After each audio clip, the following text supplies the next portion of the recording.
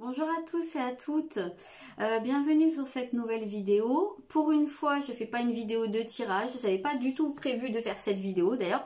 J'avais un petit peu pensé et puis cette pensée s'est enfuie et j'avais mis ça de côté.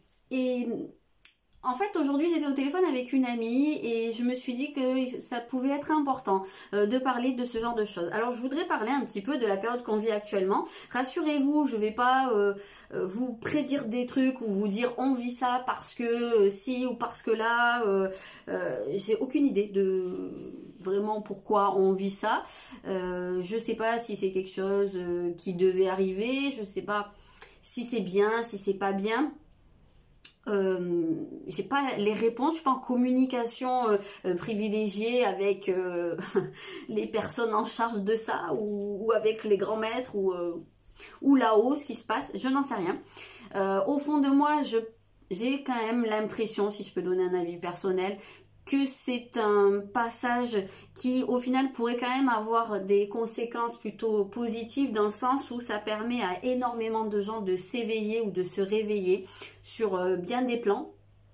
Et ça, je pense que c'est nécessaire à l'heure actuelle.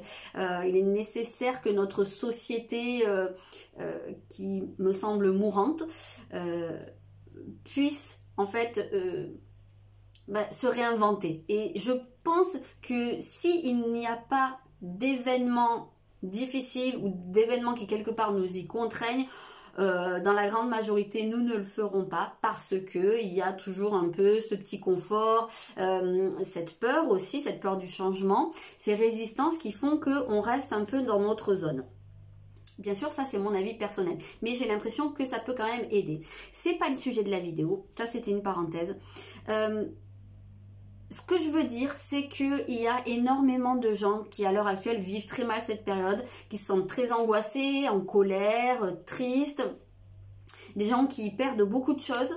Voilà, on est confinés, on ne peut pas exercer forcément, pour la plupart des gens, notre activité comme on le souhaiterait. Je ne suis pas du tout incluse là-dedans parce que moi, je travaille à distance, donc voilà, hein, mais je me solidarise de ces personnes qui perdent énormément et qui ressentent de la colère pour tout ça et qui perdent aussi le sens entre guillemets de leur vie, ce à quoi ils ont consacré leur vie, qui se retrouvent comme ça perdus sans repère.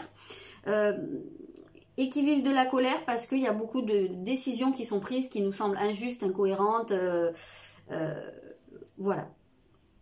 Donc, j'avais envie de partager avec vous des petits trucs qui marchent pour moi parce que à la base je suis une très très grande anxieuse et ça m'arrive beaucoup, en tout cas que j'ai passé beaucoup de nuits à pas dormir, à avoir le cœur qui bat à 100 à l'heure parce que j'ai des grosses phases de peur, notamment concernant l'avenir, tout ce qui peut se passer autour de nous. J'ai peur qu'il y ait la guerre, j'ai peur, surtout ça, j'ai surtout peur qu'il y ait la guerre, en fait ça c'est vraiment une de mes grosses peurs. Et si je sens ou si je vois dans les événements qu'il y a quelque chose qui pourrait peut-être amener ça, ça me fait partir en vrille complet, vous pouvez pas vous imaginer, même en paranoïa totale, et puis ça me prend quand même pas mal de temps pour redescendre.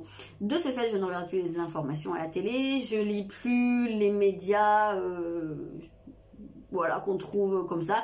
J'essaye de me tenir quand même assez à l'écart de tout ce qu'on nous donne comme information, et ça en fait ce serait presque mon premier conseil, c'est ne passez pas toute la journée devant des chaînes d'infos en continu ou devant les journaux télé ou enfin plein de trucs comme ça, parce que en réalité on nous donne, on peut pas nous donner toutes les infos qui se passent dans le monde, et je vais pas aller dire que c'est voulu, j'en sais rien, j'ai ma petite idée sur la question mais je suis pas là pour l'exprimer, mais en tout cas la manière dont c'est traité, c'est qu'on met l'accent sur tout ce qui se passe de négatif, tout ce qui est lourd, toutes les catastrophes, hein, et ça quand même, ça maintient un climat anxiogène, hyper lourd. Donc déjà, si vous voulez vous sentir mieux, voilà, commencez par éteindre la télé. Je pense que c'est vraiment la première des choses à faire. Alors on va me dire oui, mais il faut bien rester informé. Bon, ben l'information elle circule de toute façon. Vous parlez avec votre voisin ou avec votre famille et on va vous rapporter des choses. Vous allez sur les réseaux sociaux, il y a toujours des trucs qui tournent. Et puis rien n'empêche de quand même de temps en temps d'aller chercher quelques infos. Mais ça vous permet aussi de filtrer et de pas être non plus soumis 24 heures sur 24 tout le temps. À toutes ces catastrophes, voilà, et qui nous laissent voir que en fait l'avenir est complètement fermé, complètement bouché et que ça n'ira jamais mieux. Donc ça nous maintient dans une forme de fatalisme qui est pas du tout productif. Donc voilà, je voulais juste préciser que ce dont je vais parler sur cette vidéo, les petits conseils que je vais vous donner. Alors déjà, premièrement, c'est pas une liste exhaustive, hein, il y en a des tas d'autres, voilà. Deuxièmement, j'ai pas du tout la prétention de dire que ces solutions-là ou ces trucs-là sont meilleurs que d'autres.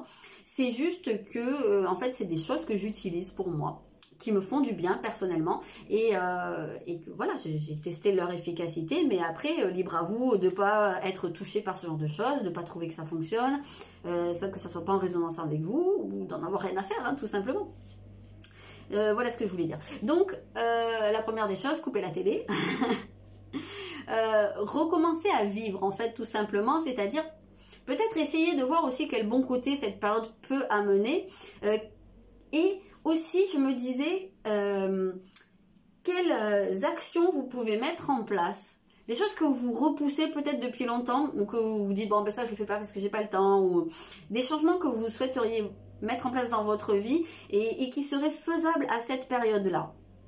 Moi, j'avais envie de changer mon alimentation depuis assez longtemps. Et de changer surtout les endroits où j'achetais mon alimentation, et là du coup j'ai décidé que c'était la bonne période pour m'y mettre, donc je m'y mets et ça me fait du bien.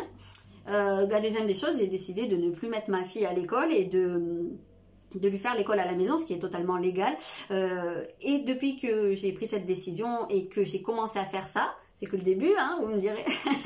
Peut-être que dans 3 mois, on n'aura pas la même discussion et que je vous dirai, mais j'en peux plus. Mais là, en fait, je trouve ça très, très positif parce que dans la manière dont j'organise mes journées, même si elles sont très chargées, je sais ce que je lui transmets. J'ai du temps privilégié avec elle. Et puis surtout, ça me permet aussi de réveiller un peu mon enfant intérieur, mon envie de m'amuser, voilà, de renouer avec mon côté enfant. Voilà, ça fait partie des choses que moi j'ai décidé de mettre en place, mais pour vous ça peut être des choses totalement différentes, mais ça peut être sympa aussi d'essayer de trouver les résultats positifs ou comment on peut utiliser cette période pour en faire quelque chose de positif, voilà. Après, au niveau énergétique, je vais vous dire moi juste ce que je fais le soir, surtout avant de m'endormir. La première des choses, c'est que je me dis, en fait, c'est primordial à l'heure qu'il est de faire monter nos vibrations.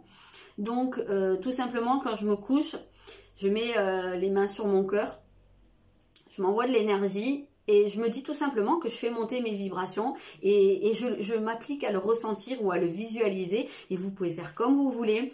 Parce que si vous n'êtes pas magnétiseur, vous n'êtes pas énergéticien, vous n'êtes pas initié au Reiki ou à je ne sais quoi, c'est pas grave. C'est pas grave. N'importe qui peut envoyer de l'énergie. Il faut pas penser qu'on est obligé d'être initié à un soin, une méthode de soin ou d'avoir un canal ouvert pour pouvoir envoyer de l'énergie. C'est des foutaises. Je suis désolée si on vous fait croire ça. C'est faux. C'est pour nourrir un business ou je dis pas hein, que vous allez faire des choses extraordinaires.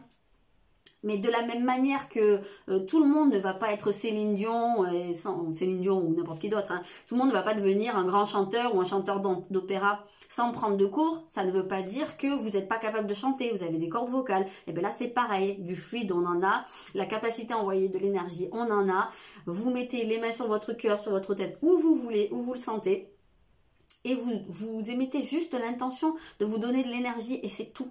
C'est le maître mot, l'intention. Donc voilà, si vous avez la possibilité de le faire, si vous ressentez le besoin de le faire, ne vous en privez pas, c'est gratuit, ça demande rien du tout, donc pourquoi s'en priver? Donc moi je fais ça, je me donne de l'énergie sur le chakra du cœur, j'envoie, après vous pouvez vous imaginer la lumière, vous pouvez vous imaginer dans une bulle dorée, vous pouvez utiliser la visualisation, vous pouvez vous répéter des phrases, peu importe, c'est la méthode qui vous parle, mais c'est important de pouvoir faire monter ces vibrations. Et moi je me le dis, je fais monter mes vibrations, je fais monter mes vibrations et je le sens. Il faut que ça vibre en vous, mais je sens. qu'il se produit quelque chose. Et voilà, essayez d'être à l'écoute de vos ressentis. Mais encore une fois, tout le monde peut le faire. Il n'y a pas de problème. Il n'y a pas une caste de privilégiés qui est capable de manier l'énergétique, de sentir ci ou d'avoir de l'intuition. On est tous pareils. On est tous des êtres humains. Donc... voilà, ne vous en privez pas. C'est des outils qu'on a à notre disposition et comme je vous disais, c'est gratuit. Donc, vu que dans notre monde, ça n'existe plus trop les trucs gratuits. Donc voilà, n'hésitez pas. Donc ça, on peut le faire le temps qu'on veut. Hein. On peut le faire même sur tous ces chakras. On peut le faire sur des parties. Même quand vous avez mal quelque part, essayez. Après, ça marche pas, ça marche pas. Bah écoutez, vous avez perdu quoi? Rien du tout. Ça, c'était la première chose. Après... j'utilise la méthode Ho'oponopono. Donc, si vous ne connaissez pas cette méthode, je vous invite à aller chercher quand même sur Internet. Je ne vais pas faire quand même une grande parenthèse sur Ho'oponopono parce que c'est très vaste, mais de manière très rapide. C'est une technique de guérison émotionnelle qui passe par le pardon, qui vient d'Hawaï, ancestrale, hein, parce que ça remonte à longtemps. Et en fait... qui va partir du principe que tout ce qu'on vit autour de nous, que l'univers qu'on a autour de nous, c'est une projection de ce qu'on a à l'intérieur de nous. Et que de ce fait, on crée l'univers qui est autour de nous. Donc, quand il se passe quelque chose qui nous déplaît ou qui nous met en colère ou qui nous blesse, voilà, quelque chose qui n'est pas bon, c'est forcément la projection d'une mémoire qu'on a à l'intérieur de nous. Et donc, on va faire en sorte de se pardonner pour effacer, transmuter en fait cette énergie négative en énergie positive et que ça se projette sur le monde extérieur. Donc, il n'y a pas besoin de savoir quelle mémoire est activée. La seule chose à comprendre, c'est que quelque chose me déplaît, c'est une mémoire à l'intérieur, laquelle j'en sais rien, je ne cherche pas à savoir. Par contre, je vais répéter les mots-clés qui sont désolé, pardon, merci et je t'aime. Désolé parce que j'ai créé ça.